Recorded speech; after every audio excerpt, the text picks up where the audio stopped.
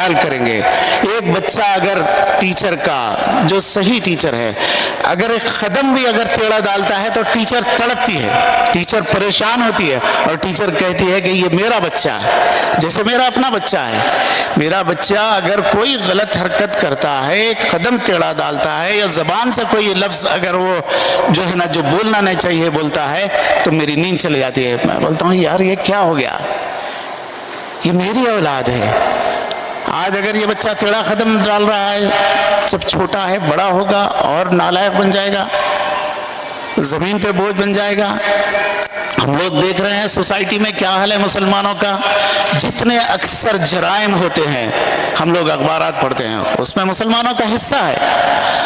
क्यों है हिस्सा?